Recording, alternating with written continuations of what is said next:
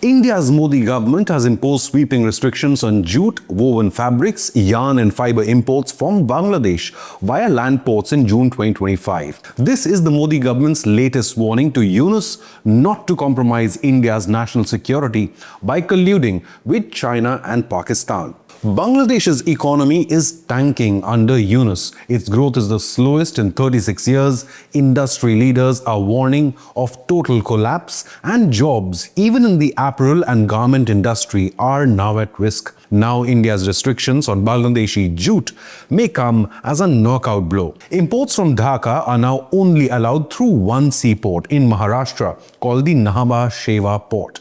This move was imposed under Directorate General of Foreign Trade. Its aim is to prevent Bangladesh from bypassing previous anti-dumping duties via informal land border routes. India justifies these restrictions by saying that it will protect domestic jute mills and farmers.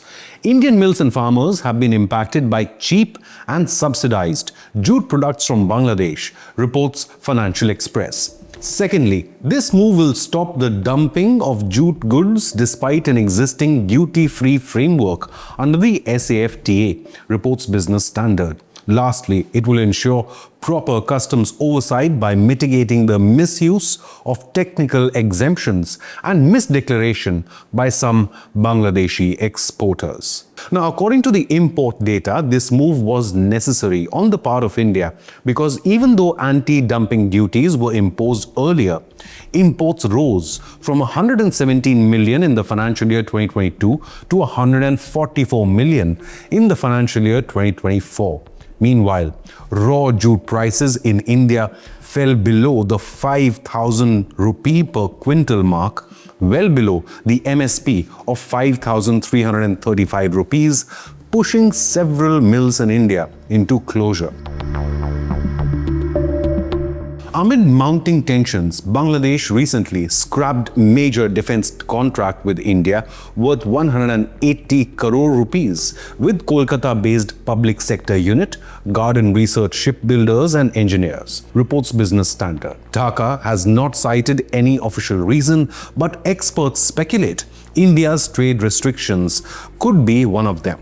In addition to discarding a defense contract with India, Bangladesh is now eyeing to expand its strategic defense ties with Turkey. Reportedly, Erdogan is sending a top Turkish defense official to Dhaka for an 8-day visit starting the 8th of July, with an aim to start a new military partnership between the two nations. The head of Turkey's Defense Industry Agency, SSB, Haluk Gorun, is due to visit Dhaka and meet non-elected caretaker leader Muhammad Yunus.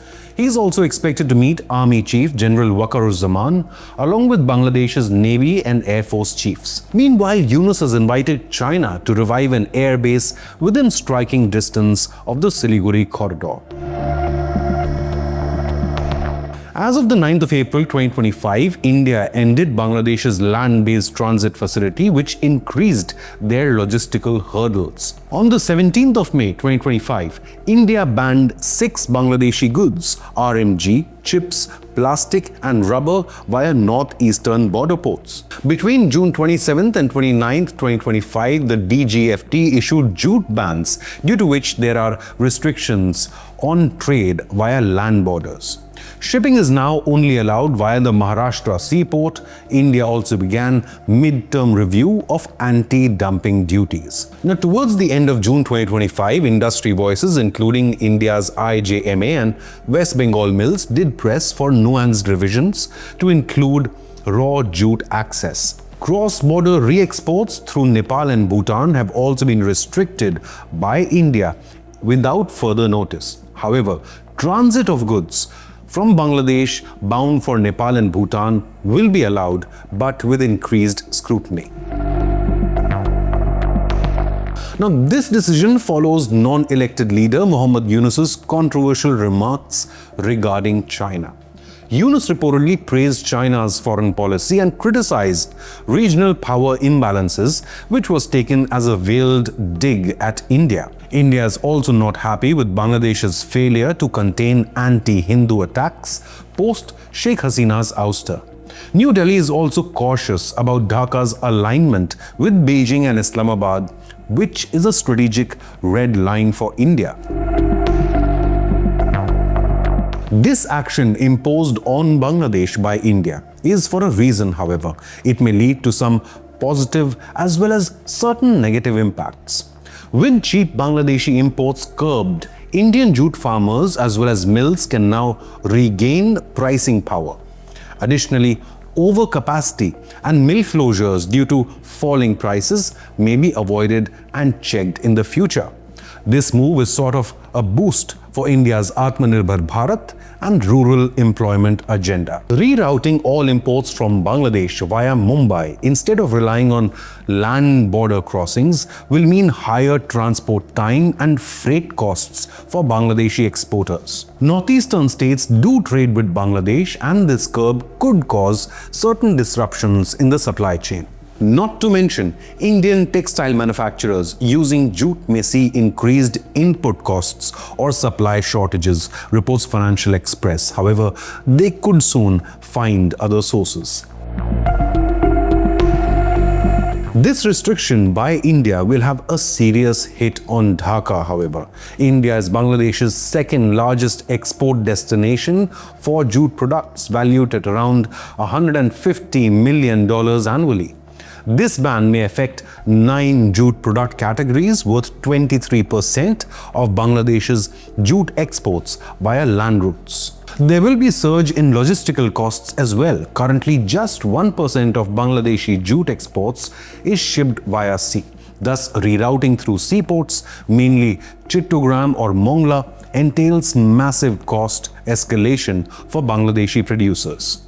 There will be a massive pressure on rural incomes as well. Bangladeshi jute farmers and millers are heavily reliant on India, and they are expected to face reduced demand as well. There may be pressure on regional transit. Bangladesh's capacity to re-export jute and other goods via Indian transit routes to Nepal and Bhutan remains, but these restrictions could now be monitored more tightly.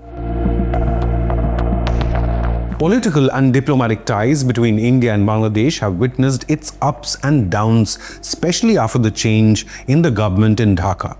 The ousting of the Sheikh Hasina government in August 2024 led to the formation of an interim non-elected government headed by Muhammad Yunus, who immediately invited Pakistani military officials. There were also reports that Pakistani ISI is now working once again inside Bangladesh with an aim to destabilize India's northeast as well as West Bengal. 7 states of India called Seven Sisters.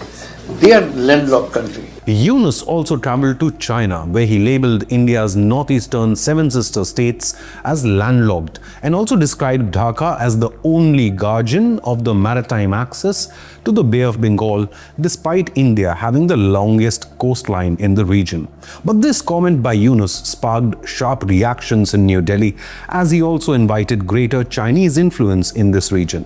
This sparked India's fury and led to trade restrictions aimed at Bangladesh. In April 2025, India withdrew Bangladesh's cargo transshipment through the land border to third countries. This severely impacted their garment exports. While Yunus officially claimed we have more to gain together than apart, Yunus is failing to protect violence against the Hindu community in Bangladesh and is pushing his country down the path of religious extremism.